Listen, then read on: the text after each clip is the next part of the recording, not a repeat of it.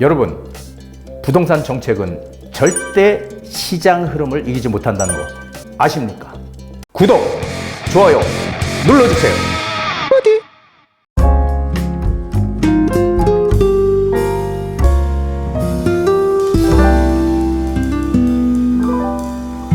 부동산 DJ. 안녕하세요. 부동산 DJ 한정훈입니다. 자, 오늘의 주제는 바로 이것입니다. 정책은 시장 흐름을 이기지 못한다. 어떻게 정책이 시장 흐름을 이기지 못할까요? 자, 지금 시간은 상당히 빠른 속도로 지나가고 있습니다. 자, 과연 시장 흐름을 우리가 한번 짚어보는 시간 준비할게요. 자, 부동산 세미나 먼저 공지합니다. 5월 28일 수요일 오후 2시입니다. 주제는요, 이제 대선이 임박했습니다. 5월 28일에. 변화하는 부동산, 이렇게 대비하라. 자, 부동산 시장은 항상 이렇게도 변하고 저렇게도 변합니다. 어떤 상황에 따라서 부동산 시장의 흐름이 바뀌기도 하죠. 자, 그렇다면 대선 이후 부동산 시장의 흐름은 어떻게 바뀔지, 그리고 또 우리는 어떻게 대처를 해야 될지 확실하게 짚어드리는 그런 시간 준비하겠습니다. 자, 예약 필수입니다. 선착순으로 예약받고요. 1:1 개별 상담의 문은 24시간 활짝 열려 있습니다. 가지고 계신 부동산에 대한 모든 것, 궁금한 것 모든 것을 한 방에 풀어드리는 그런 시간도 함께 준비했습니다. 자, 현재 서울시장 흐름이 바뀌고 있습니다. 자, 어떻게 바뀔까요? 지금 매매 시장이 매수세가 지금 강해지고 있다는 게 지금 포인트입니다. 주택담보대출 금리가 지금 하락세로 가고 있고요. 그리고 스트레스 DSR 3단계 7월에 시행 예정이라서 그 전에 대출을 받자 하는 수요가 좀 몰리는 그런 영향도 있겠죠. 그래서 매수세가 지금 강해지고 있다는 겁니다. 토지거래 허가제가 묶였다가 풀리니까 사람들이 막 투자를 시작했죠. 막 투자를 시작해서 그 한 달 조금 넘게 그 사이에 4억 이상 오른 아파트도 있더라라는 기사 보셨나요? 자, 급격하게 가격이 오르니까 다시 토지거래 허가 구역을 확대 재지정을 했죠. 이게 토지거래 허가 구역이라는 건 좀 작잖아요, 구역은. 근데 지금은 용산구, 강남 상구를 몽땅 다 아파트를 지정을 했어요. 이거는 구역이 아니라 지역이죠. 이름을 바꿔야 될 것 같습니다. 토지거래 허가 지역으로. 자, 토지거래 허가 구역 재지정 이후 어떻게 해요? 지금 풍선 효과가 발생하고 있다는 거죠. 자, 토지거래 허가 재지정, 허가구역 재지정이 되면서 거래량은 확 줄어들고요. 그렇죠? 그리고 매물은 감소하는 지금 그런 현상을 보이고 있는데, 이게 오히려 토지거래 허가구역에서 물건이 매도가 되는 경우 신고가를 지금 갱신하고 있고요. 그리고 물론 드문드문 신고가를 갱신하고 있습니다. 그래서 그런데 중요한 거는 토지거래 허가제가 아닌 아파트들 있죠. 강남 상구, 용산구 뺀 이런 데서 지금 거래량이 계속 늘어나고 있어서 증가폭이 커지고 있다는 겁니다. 그래서 이 상급 시장이 아닌 중저가 시장의 갭매우기 장세가 지금 드디어 왔다. 오히려 가격이 낮은 아파트들이 가격이 따라 올라가는, 그래서 고가, 초고가 아파트랑 갭을 줄이는 갭매우기 장세가 지금 시작이 됐다는 겁니다.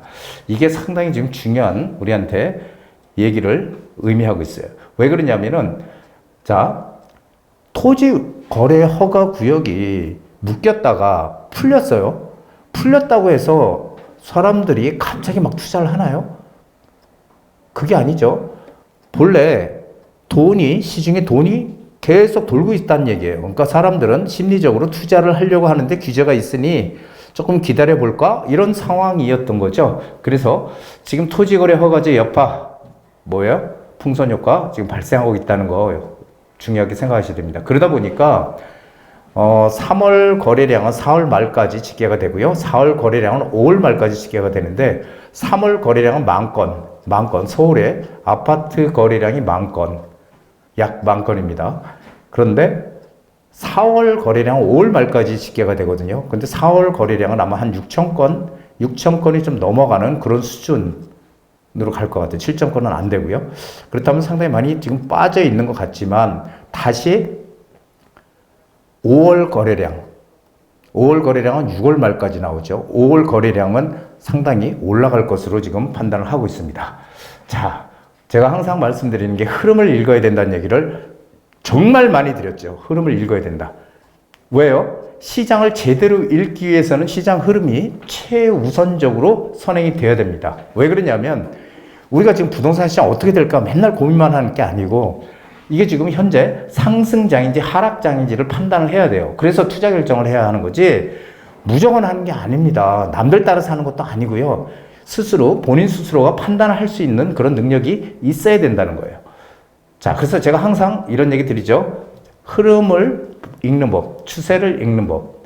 자, 부동산 시장이 이렇게 상승 시장으로 올라갈 때는요. 계속 오르면은 이게 참 정부에서도 부담이 되고 그렇죠. 그러니까 일정 시점에서 규제를 가합니다. 그럴 때 첫 번째로 나오는 게 뭐냐면 대출 규제예요. 대출 규제. 대출을 규제해서 수요를 줄이자. 집을 못 사게끔 수요를 줄이자. 돈을 덜 빌려주겠다는 거죠. 대출을. 자, 그래서 이렇게 규제가 나오게 되면은 어떻게 돼요? 시장은 꺾입니다. 약간 그래프가 약간 꺾여요. 거래가 안 되고 소강 상태로 진행이 되는데 문제는 이거예요. 여기서부터 문제는 이런 부동산 시장의 규제 효과는 길면은 짧으면 3개월, 길면은 6개월을 넘기지 못한다. 그래서 요 하락이 아니라 이 거래가 되지 않고 소강 상태를 보이는 요 시점이 길어야 3개월에서 6개월이고 다시 원래의 흐름은 상승장이었기 때문에 상승 추세로 간다라는 겁니다. 자, 반대로 부동산이 이렇게 하락장이에요. 하락장. 하락을 계속하게 되면은 어떻게 돼요? 정부에서 부양책을 쓰죠. 우린 그래서 부동산이 온탕 냉탕 정책이라고 얘기를 하는데 참 어쩔 수 없는 상황인 것 같아요. 너무 많이 올라도 문제고 너무 또 떨어져도 문제인 거죠. 그래서 항상 물가 상승률 정도만 오르면 좋겠다는 게 정부의 바람이지만 부동산 시장은 절대 그렇게 계획대로 움직이질 않죠. 자, 이렇게 부동산이 하락할 때 여기서 요 정도에서 부양책을 씁니다. 정부에서. 부양책 뭐예요? 규제로 묶여있던 것들을 풀어주는 거죠. 그렇죠? 그래서 뭐 투기과열지구 풀어주고 조정대상지역 풀어주고 양도세 중과도 뭐 한시적으로 중과도 없애주고 뭐 이런 것들이 나오는 거예요. 그렇게 되면 어떻게 돼요? 가격이 부양책의 효과 때문에 이렇게 오릅니다. 그래서 오르는 것 같아 너무 좋아. 오르는 것 같아 너무 좋은데 역시 시장이 하락장일 때는 이 부양책의 효과도 3개월에서 6개월을 못 넘긴다. 원래 추세가 하락 추세이기 때문에 하락으로 다시 반전하더라라는 얘기입니다. 이게 정말 중요한 거거든요. 자, 제 말 무슨 말인지 잘 아시겠죠? 다시 한번 짚어드리는 겁니다. 자, 그렇다면 상승장인지 하락장인지는 어떻게 구분을 해요? 그건 바로 호재가 많으냐 악재가 많으냐를 봐야 되는데 지금 호재가 많은 부동산 시장이 많이 있나요? 악재가 있나요? 사실 악재라고 많이 부동산 하락을 얘기했던 분들, 그렇죠? 뭐 미분양 문제라든지 PF 부실, 그렇죠? 역전세, 뭐 이런 여러 가지, 그리고 경기가 안 좋다, 우리 경제 위기가 온다, 뭐 이런 식의 어떤 악재들이 지금 얘기하는 사람도 별로 없죠. 그래서 지금은 악재보다는 호재가 우리한테 있다는 거예요. 자, 상승장에서 악재는 단기간에 불과합니다. 상승장에서 악재라는 거는 부동산 시장에 대한 규제를 얘기하죠. 규제 대책들이 나오는 거. 이런 것들은 3개월에서 6개월 단기간에 불과하다. 하지만 지금 가장 큰 호재가 시장에 남아있다는 것입니다. 바로 보실까요? 자, 두 가지입니다. 부동산 시장에 간접적으로, 직접적으로 영향을 팍 미치는 바로 금리. 그리고 공급 물량이에요. 이 공급 물량은 직접적으로 시장에 바로 다이렉트로 우리한테 영향을 미치는 가장 최우선 요소입니다. 그리고 금리는 간접적으로 영향을 미치는 거죠. 그런데 자, 지금 보면은 금리와 공급 물량은 어때요? 금리는 방향성은 이미 내려가는 걸로 계속 정해져 있어 왔잖아요. 그렇죠? 그래서 5월 29일 날 한국은행에서 기준금리를 내릴지 오를지 금통위에서 회의를 하는데요. 5월 29일 기준금리 인하는 거의 확실하다고 저는 판단을 하고 있습니다. 단지 0.25%를 내리느냐 또는 0.5%를 내리느냐의 차이일 뿐이지 어차피 인하할 것이다라는 게 제 판단입니다.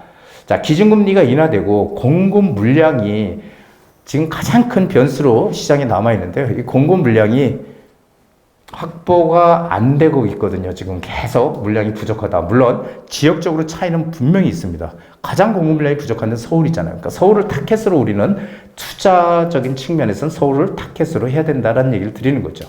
내가 사는 건 어디가 살아도 상관없어요. 자, 서울 입주 물량 2026년 최악입니다. 그리고 2029년까지 공급이 없습니다. 자, 2026년에 일단 7,145만 가구도 안 들어와요. 자, 그런데 서울에 매년 연간 들어와야 될 입주 물량이 한 4만 6천 가구 정도가 됩니다. 이거 아실, 아파트 실거래가 사이트 아실에서 얘기하는 4만 6천 가구가 매년 공급이 돼야 되는데, 입주를 해야 되는데, 어떻게 돼요? 내년은 7,145. 올해는 그나마 한 2만 5천 세대가 있었지만 내년은 아예 없다, 절벽이다, 이런 얘기입니다. 그래서 이 공급이 2029년도까지는 공급이 없다라는 게 지금 서울 시장의 가장 큰 문제점입니다. 그러다 보니까 집값이 오를 수밖에 없는 지금 그런 상황으로 몰리고 있다라는 거죠. 자, 앙드레 코스톨라니가 얘기했습니다. 추세, 흐름은 돈과 심리가 결정한다. 돈과 심리가. 자, 그렇다면은 돈과 심리가 추세를 결정한다. 이 중기 추세를 얘기하는 겁니다. 중기 추세. 그런데 한국은행 가면 주택가격 전망지수라는 게 있거든요. CSI 지수라고 해서 이 지수가 100 이상이 되면은 사람들이 1년 후에 집값이 오를 거라고 예상을 하는 거고요. 100 이하가 되면은 떨어질 거라고, 1년 후에 집값이 떨어질 거라고 예상을 합니다. 그런데 1년에 만약에 집값이 오른다고 생각하면 우리는 언제 사야 돼요? 언제? 지금 사야 되는 거 아니에요? 1년 후에 집값이 오르면? 그렇죠. 예, 그래서 지금은 집값이, 이게 그래프를 보면요. 그래프를 보면 지금 이렇게 상향돼 있죠. 상향돼 있죠. 100을 훨씬 넘어서 지금 상향하고 있습니다. 그러면은 금리가, 이 주택가격 전망, 사람 심리는 어떻게 돼요? 심리는 뭔가 집값이 오를 것이다, 1년 후에. 이렇게 지금 예상을 하고 있습니다. 그런데 돈과 심리라 그랬잖아요. 그 심리는 지금 분명히 우상향으로 가고 있는데, 그다음 돈의 흐름을 보면은 지금 어때요? 금리가 내려가면 어때요? 금리가 내리면 우리가 은행에서 대출을 좀 더 싼 이자로 받을 수 있고요. 그 돈으로 소비를 더 할 수 있겠죠. 그래서 금리가 내리면 소비를 촉진시켜서 시중에 유동성이 증가한다. 유동성은 돈이죠. 돈이 많아진다는 겁니다. 그래서 이 두 가지가, 이 흐름이 중기 흐름, 이것이 바로 돈과 심리가 결정을 하는데, 지금 이 흐름이 어떻게 해요? 둘 다 긍정적으로 가고 있다는 거죠. 그러면 부동산 시장도 당연히 좋은 쪽으로 가지 않겠습니까? 이건 뭐 너무 당연한 거죠. 선거의 주택시장 이렇게 됩니다. 자, 많은 분들이 선거의 주택시장이 어떻게 될지 궁금하게 생각들 많이 하시는데, 궁금할 거 하나도 없습니다. 특별한 이벤트는 없습니다. 뭐 정권이 바뀐다 그래서 시장이 갑자기 뭐 이상하게 팍 바뀌고 규제가 팍팍, 그런 거 있을 수가 없다라는 겁니다. 왜냐하면은 시장이니까 변화가 생길 가능성이 상당히 작다라는 거죠. 왜? 지난 정부에서, 윤석열 정부에서 각종 규제를 다 푼다고 했지만 사실은 풀린 게 없어요. 그렇죠? 국회에서 법을 통과시켜야 되는데 거기서 번번이 걸려서 자초되는 바람에 풀린 게 없어요. 그래서 이게 특별히 더 이상 무슨 규제 대책이 강하게 나올 수 있는 건 없다. 지금 현 상태로 유지할 것이다라고 보여져요. 그래서 특별한 이벤트가 없다라는 거고요. 그리고 규제 대책이 나왔을 때 여러분들 가만히 생각해 보세요. 규제 대책이 나왔을 때 집값이 하락한 적 있습니까? 없습니까? 없어요. 없잖아요. 규제 대책이 나와서 집값이 하락했어요?